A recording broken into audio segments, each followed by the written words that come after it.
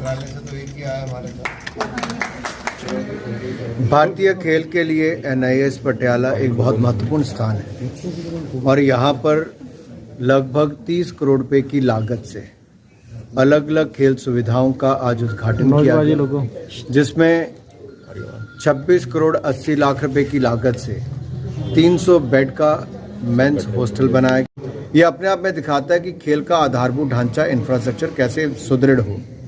दूसरा, जो देश भर के कोचेज हैं उनका हम रिफ्रेशर कोर्स करवा रहे हैं।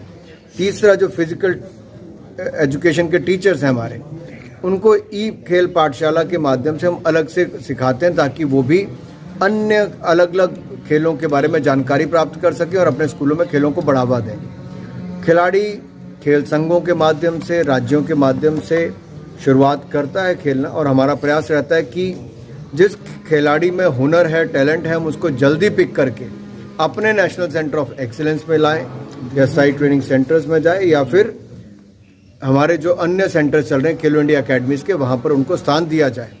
बहुत सारे खिलाड़ियों को आपने देखा होगा, जब भारत सरकार ने खेलो इंडिया यूथ गेम्स, खेलो इंडिया यूनिवर्सिटीज गेम्स एक ऐसा प्लेटफॉर्म दिया जहां अब तक 27,000 खिलाड़ियों ने भाग लिया है और इसमें से बहुत सारे खिलाड़ी कॉमनवेल्थ गेम्स, ओलंपिक्स तक भी पहुंचने का उनको सम्मान मिला। और खेलो इंडिया यूथ गेम्स में पिछली बार 12 राष्ट्रीय रिकॉर्ड टूटे, जिनमें से 11 बेटियों ने तोड़ने का काम किया। तो हमने ना केवल खेल की सुविधाएं बल्कि खेल के लिए टूर्नामेंट्स भी अच्छे देने का काम किया है। सर, ओलंपिक को लेकर क्या तैयारियां, क्योंकि हम लोग ओलंपिक में अच्छा कर रहे हैं और अच्छा बेहतर बनाने के लिए क्या कर रहे हैं, कोई अलग से? देखिए, अगर आप पिछले कुछ वर्षों का देखेंगे, कोविड के बावजूद भारत में जो ट्रेनिंग मिली या विदेश में मिली खिलाड़ियों को, मेरा भाई चानू तो आपके यहीं थी, तो आपके ही बीच में से गई, आपने खुद देखा कोविड के समय कैसे ट्रेनिंग हुई, बाकी खिलाड़ियों को देखा। तो क्या हुआ, सारी सुविधाएं थी, विदेश में भी ट्रेनिंग थी। तो 7 मेडल आज तक के सबसे ज्यादा ओलंपिक्स में हमने टोक्यो में जीते, 19 पैरालंपिक्स में जीते, 16 डेफ ओलंपिक्स में जीते। जब IBA women world boxing championship आया तो उसमें निखिल जरीन ने गोल्ड मेडल, परवीन और मनीषा मौन ने ब्रॉन्ज मेडल जीते। वहीं हमने थॉमस का पहली बार गोल्ड मेडल 73 वर्षों में जीता। हमारे कॉमनवेल्थ गेम में हमने 66 मेडल जीते।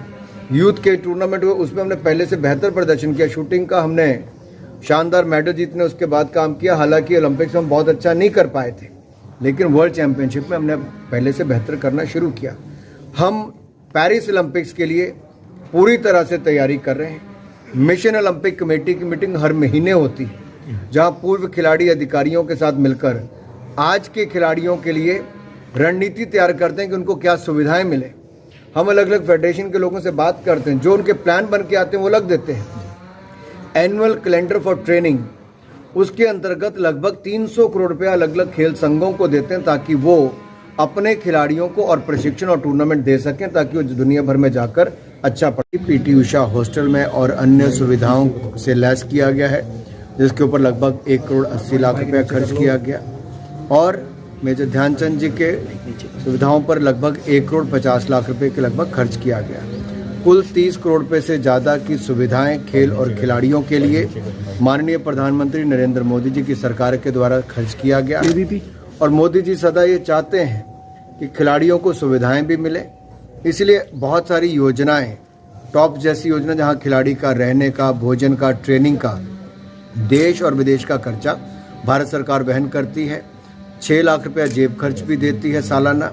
इसके अलावा 2,843 से ज़्यादा खिलाड़ियों को खेलो इंडिया अकेडमीज में रखा गया है, जहां एक खिलाड़ी के ऊपर 6,28,000 रुपया सालाना खर्च आता है।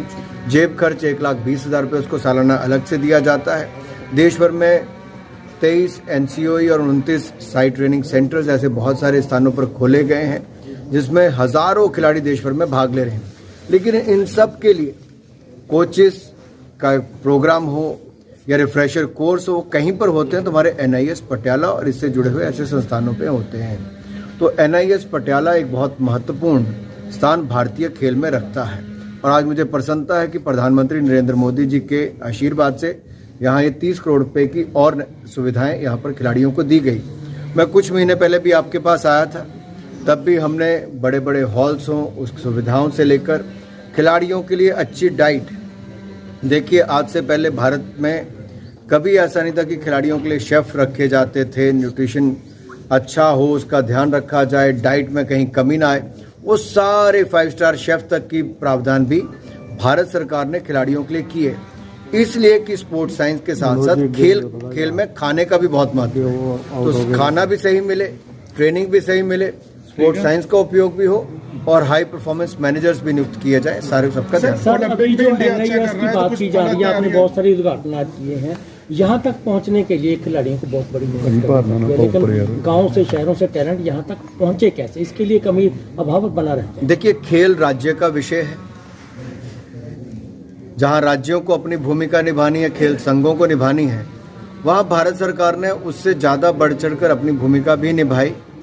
जहाँ देश भर में खेल का आधारभूत ढांचा बनाने के लिए लगभग 2700 करोड़ रुपए के प्रोजेक्ट आज के समय हम बना रहे हैं। ये अपने आप में दिखाता है कि खेल का आधारभूत ढांचा, इंफ्रास्ट्रक्चर कैसे सुदृढ़ हो। दूसरा, जो देश भर के कोचेज हैं उनका हम रिफ्रेशर कोर्स करवा रहे हैं। तीसरा, जो फिजिकल एजुकेशन के टीचर्स हैं हमारे, कुछ मिलते हैं, प्राइज मिलते हैं, क्यों नहीं कि ग्रास रूट पे अगर काम किया जाए। देखिए, तो मेरा इतना लंबा समझाने के बाद भी अब मुझे बताना पड़ रहा है कि उसका रहना, खाना, उनकी ट्रेनिंग, ये सारा खर्चा भारत सरकार सहन करती है। इसके अलावा 6 लाख रुपया जेब खर्च साल का, यानी कि 50,000 रुपये महीना जेब खर्च अलग से देती है।